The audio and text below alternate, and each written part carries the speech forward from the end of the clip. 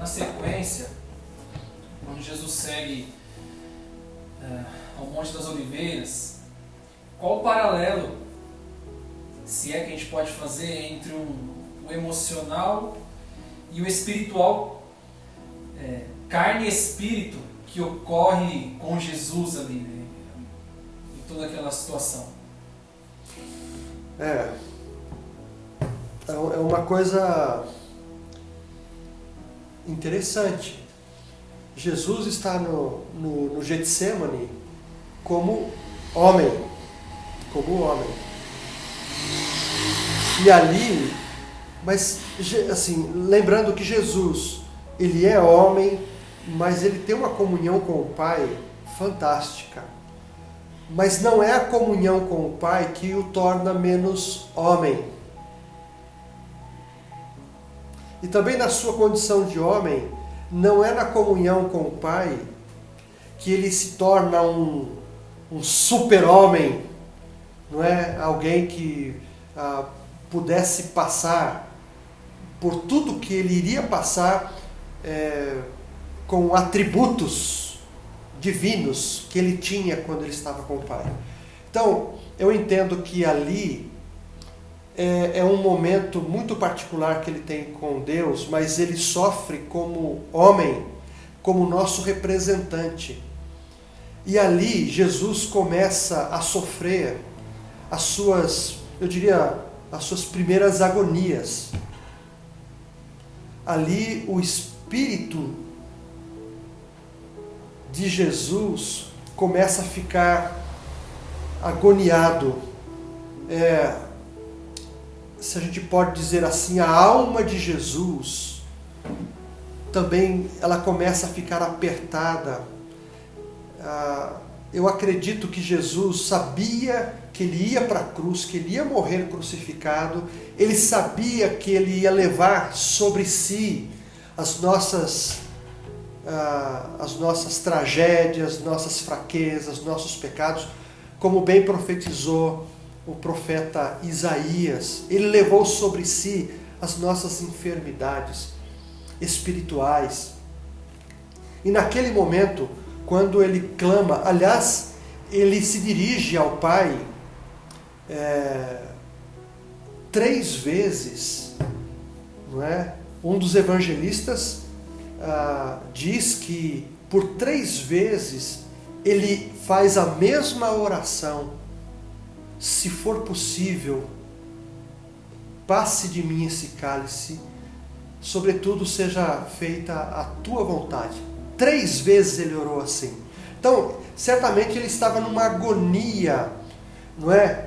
E acredito que essa pressão espiritual, sabendo que Satanás o perseguia, sabendo que os seus discípulos o abandonariam, sabendo que ele passaria por momentos difíceis ali no trajeto para a crucificação, que ele seria traído, humilhado. Com certeza o Pai já tinha revelado para ele. Então, eu acredito que Jesus sabe o que é uma enfermidade psicossomática, por exemplo. E ele sofreu ali. Um dos evangelistas diz que ele suou sangue. Então, a dor foi intensa. Então, ele sofre no seu corpo, na sua alma e no seu espírito, embora o seu espírito esteja confiante, não é? No Pai, sabendo que ele passaria por aquilo, mas assim, sabendo do propósito da sua ida para a cruz. Em nenhum momento ele abandonou, não é? Em nenhum momento ele desistiu do seu foco, da sua missão. E isso certamente lhe trouxe dores profundas, inimagináveis do meu ponto de vista. Eu não saberia explicar o tipo de dor, e eu acredito que foi o único que sentiu aquelas únicas dores, não é? Então, o Getsemane foi uma experiência duríssima para Jesus, o nosso Salvador. E por isso nós podemos considerá-lo como o nosso sumo sacerdote que se compadece de todos nós e pode partilhar todas as dores conosco, porque ele aprendeu o que é sofrer, inclusive no Getsemane. Ele sabe o que é sofrer, o que é padecer.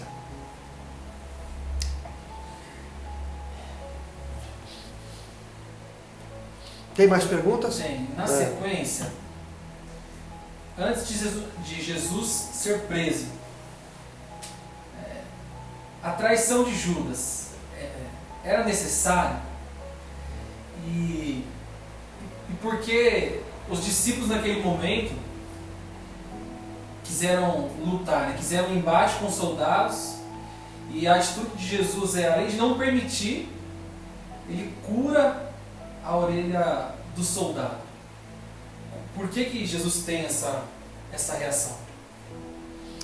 Bom, com relação a Judas, eu diria o seguinte: foi profetizado por Zacarias, não é, que haveria um traidor. Zacarias capítulo 9, se não me falha a memória, fala de alguém que trairia e que se venderia por 30 moedas, e a profecia é detalhada. Então, de repente poderia ser de uma outra forma, eu não saberia responder exatamente, mas olha que coisa interessante. Alguém que caminhou com Jesus, que foi o tesoureiro, não é?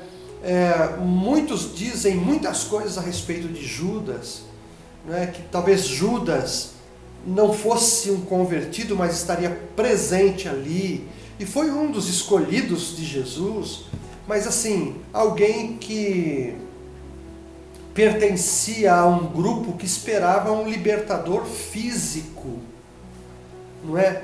Assim, alguém que libertaria o seu povo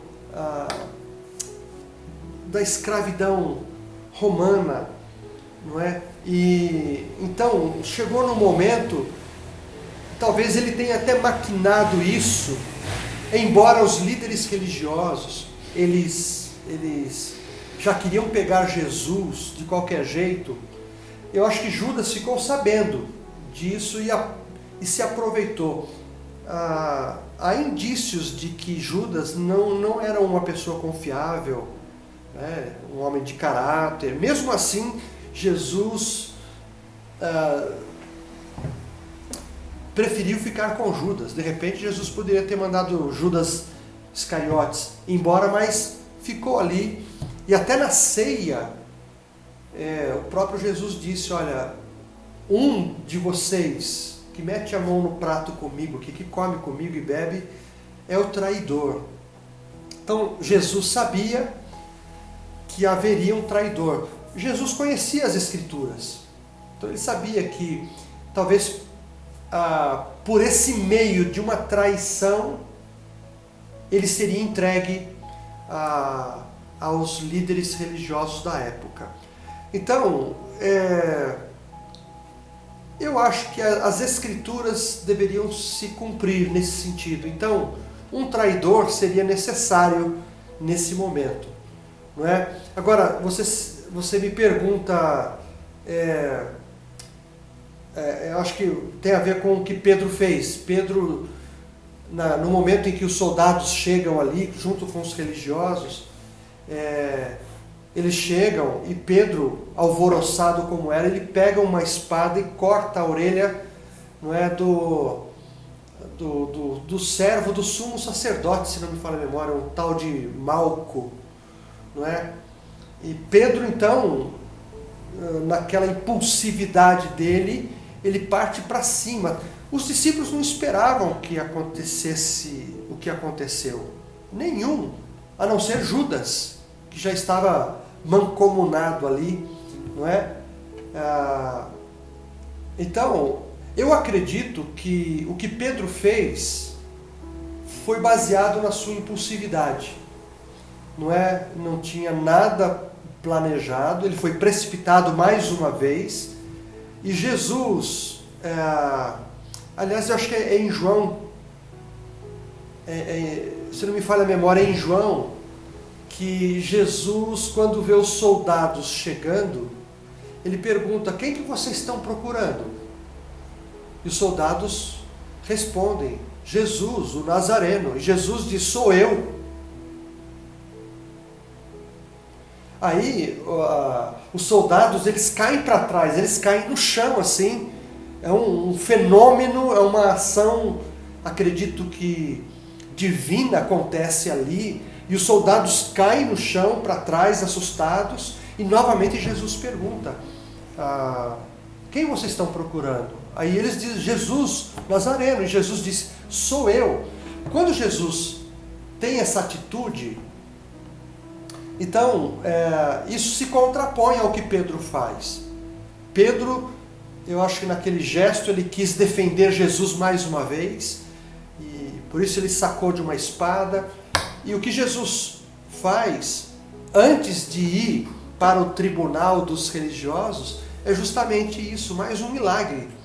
Eu não vou me recordar aqui, mas talvez seja um dos últimos milagres que Jesus realiza, que é a colagem da orelha de Malco, não é? E talvez para que o próprio sumo sacerdote, os sacerdotes ali, os líderes, eles pudessem presenciar a ação do Filho de Deus, mesmo naquele momento muito turbulento. E Jesus então se deixa prender e se entrega, não é? Querendo dizer que ele não era um líder que veio para fazer guerra contra Roma, né? Ele veio implantar o reino de Deus, que é um outro tipo de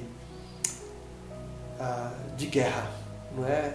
Ele veio lutar contra as potestades do mal, ele veio realizar uma exigência do Pai. E e foi o apóstolo Paulo que aprendeu com Jesus ao dizer que a nossa guerra, ela não é contra as pessoas. Foi Paulo, né, que disse. Mas é contra as potestades, é contra o mal, é contra Satanás, é contra o império das trevas. Acho que por aí. Foi rapidinho também, né? Amanhã vai ter o último. Até lá.